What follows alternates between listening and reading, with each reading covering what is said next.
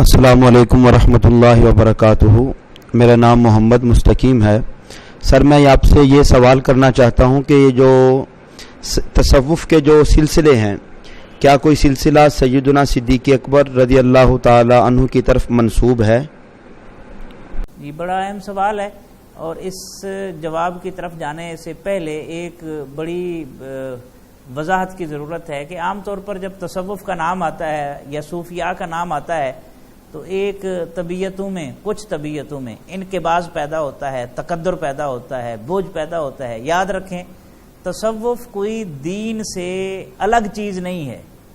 یہ بالکل ایسی ہے تصوف جس طرح جسم میں روح ہوتی ہے، پھول کی خوشبو ہوتی ہے، چاند کی چاندنی ہوتی ہے، سورج کا نور ہوتا ہے، ستاروں کی چمک ہوتی ہے، بالکل اسی طرح تصوف اور دین کا تعلق ہے۔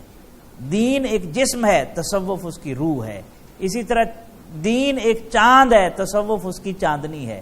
سورج ایک نور ہے، اور اس نور کا اظہار جو ہے وہ تصوف کی صورت میں ہمیں ملتا ہے۔ اسی طرح دین ستاروں کی طرح ہے، اور اس کی چمک جو ہے وہ تصوف میں ہے۔ اور اس حوالے سے اگر صدیق اکبر رضی اللہ عنہ کو دیکھیں، مثلا حضرت شیخ عبد القادر جیلانی رحمۃ اللہ علیہ کا ایک قول ہے کہ تصوف 8 خصلتوں پر مبنی ہوتا ہے۔ سخاوت ابراہیم علیہ السلام جیسی سخاوت پائی جائے، پھر ایسا شخص صوفی کہلاتا ہے۔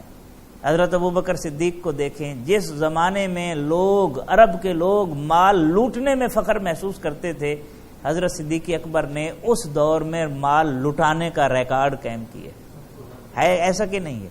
دوسرا پہلو، حضرت شیخ عبد القادر جیلانی فرماتے ہیں رضائے اسحاق علیہ السلام جیسی رضا، اللہ کے سامنے سرنڈر کرنا، تسلیم و رضا کرنا۔ صدیق اکبر رضی اللہ عنہ کی تسلیم و رضا کا یہ مقام تھا کہ انہوں نے زندگی بھر رسول اللہ صلی اللہ علیہ وسلم سے کبھی سوال ہی نہیں کیا۔ اس حد تک تسلیم و رضا کے اندر جو ہے وہ گندے ہوئے تھے۔ اور بلکہ قرآن پاک نے صدیق اکبر رضی اللہ عنہ کی فضیلت بیان کی ہے مختلف مقامات پر، وہ آگے جب سوال آئے گا ہم اس کو ذکر کریں گے۔ اور اس سے اگلا مرحلہ آپ فرماتے ہیں کہ تصوف کی تیسری خصلت جو ہے وہ صبر ایوب ہے۔ اب صدیق اکبر رضی اللہ عنہ سب سے پہلے مردوں میں ایمان لانے والی ہستی ہیں، شروع سے لے کر آخر تک، شیب ابی طالب کی محصوری ہو یا ہجرت کی تکالیف ہوں یا غزوات میں شرکت ہو، کوئی ایک لمحہ بھی ایسا نہیں آیا کہ صدیق اکبر نے بے قراری اور بے صبری کا مظاہرہ کیا۔ اسی طرح ایک تصوف کی خصلت بیان کی جاتی ہے مناجات زکریا۔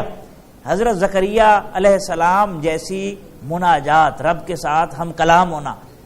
حضرت صدیق اکبر رضی اللہ عنہ جب رب کی بارگاہ میں اظہار بندگی کے لیے کھڑے ہوتے تھے تو اس طرح کھڑے ہوتے تھے جس طرح سوکھی لکڑی ہوتی ہے، اور جب مناجات کرتے تھے، رب کی خشیت غالب آتی تھی تو فرماتے تھے کاش میں سوکھی ہوئی لکڑی ہوتا جسے لوگ ایندھن کے طور پر جلا ڈالتے اور رب کے سامنے میں کھڑے ہونے سے بچ جاتا۔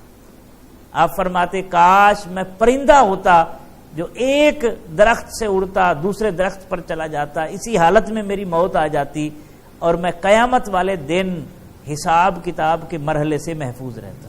یہ مناجات ہے۔ اور اسی طرح آگے چلے، ایک اور وصف ہے غربت یحییٰ علیہ السلام جیسی غربت، اجنبیت۔ ایک یہ ہے کہ دنیا اجنبی ہو جائے، یہ سہان روح ہوتا ہے آدمی کے لیے، آپ کے دوست آپ کو پہچاننے سے انکار کر دیں، یہ بڑا تکلیف دہ مرحلہ ہوتا ہے۔ ایک یہ ہوتا ہے کہ بندہ دنیا سے اجنبی ہو جائے خود شعوری طور پر، یہ بڑا مقام ہے۔ صدیق اکبر رضی اللہ عنہ کا جو مقام اور مرتبہ تھا اہل مکہ کے درمیان، قریش مکہ کے درمیان، میں عرض کر چکا ہوں، خوب بہا آپ کے پاس جمع ہوتا تھا اور لوگ اعتماد کرتے تھے، لیکن نبی رحمت صلی اللہ علیہ وسلم پر ایمان لانے کی وجہ سے آپ نے سب کو چھوڑ دیا ہے، حتیٰ کہ اپنے لخت جگر ایک دفعہ غزوہ بدر میں جنگ ہوئی، بعد میں آپ کے بیٹے مسلمان ہو گئے، تو ایک دن بیٹھے تھے تو کہنے لگے ابا جان غزوہ بدر میں کافی مرتبہ آپ میری تلوار کی زد میں آئے، لیکن میں نے آپ کو اس لیے چھوڑ دیا کہ شفقت پدری آپ کی جو میرے ساتھ تھی اور اولاد کی جو فطری محبت والد سے ہوتی ہے اس نے مجھے ہاتھ اٹھانے سے منع کر دیا۔ صدیق اکبر رضی اللہ عنہ نے کہا اگر خدا کی قسم تو میرے ہاتھ میں آ جاتا یا میرے سامنے آ جاتا تو زندہ نہ بچ کر جاتا۔ یہ غربت ہے۔ تو غربت یحییٰ بھی ایک تصوف کا وصف ہے۔ ایک خوبی تصوف کی اور ہے، شیخ عبد القادر جیلانی رحمۃ اللہ علیہ فرماتے ہیں، وہ ہے خرقہ پوشی موسیٰ علیہ السلام کی طرح خرقہ پہننا، سادہ گدڑی جیسا لباس پہننا۔ ہند سندھ کے درویشوں نے اور ولیوں نے اور صوفیوں نے خرقے پہنے ہوں گے، لیکن صدیق اکبر نے غزوہ تبوک پر جو خرقہ پہنا ہے، ٹاٹ کا لباس ہے، کھجور کے تکمے اور سب کچھ لے کر اللہ کے محبوب کی بارگاہ میں پیش کر دیا ہے، کیا منظر ہوگا کہ جبریل امین اسی حالت میں اترے، وہی لائے تو ٹاٹ کا لباس ہے اور کھجور کے تکمے لگے ہوئے ہیں۔ نبی رحمت صلی اللہ علیہ وسلم نے پوچھا، جبریل یہ کیسا لباس میں دیکھ رہا ہوں؟ عرض کی، حضور آسمان کی طرف نظر تو اٹھائیں، آپ کے عاشق صدیق اکبر کی اقتداء میں آج کے دن سارے فرشتوں کا یہ سرکاری لباس قرار پایا ہے۔ اور علامہ نے شاید اسی لیے کہا تھا، نہ کر تقلید اے جبریل میرے جذب و مستی کی، کہ تن آساں عرشیوں کو ذکر و تسبیح طواف اولا، اور میرے گلوں میں ہے ایک نغمہ جبریل آشوب سنبھال کر رکھا ہے جسے لا مکان کے لیے۔ تو یہ مقام اور مرتبہ۔ اور ایک اور وصف ہے تصوف کا، وہ ہے تجرد عیسیٰ علیہ السلام کی طرح دنیا سے الگ تھلگ ہو جانا۔ جب آپ خلیفہ بنتے ہیں، آپ کا روزینہ جتنا مقرر ہوتا ہے، ایک دن آپ کی اہلیہ محترمہ کوئی میٹھا پکاتی ہیں، میٹھی ڈش تیار کرتی ہیں، آپ پوچھتے ہیں کہ یہ کہاں سے آئے ہیں پیسے؟ وہ کہتی ہیں جو آپ کو وظیفہ ملتا ہے نا، تو ماہانہ وظیفہ مشاہرہ جو ملتا ہے، یہ اس میں سے میں تھوڑے تھوڑے بچاتی رہی ہوں تو یہ ڈش تیار کی ہے۔ فوراً جاتے ہیں اور بیت المال کے خازن کو کہتے ہیں کہ آپ میرا وظیفہ اس حساب سے کم کر لیں، ہمارا گزارا ہو سکتا ہے۔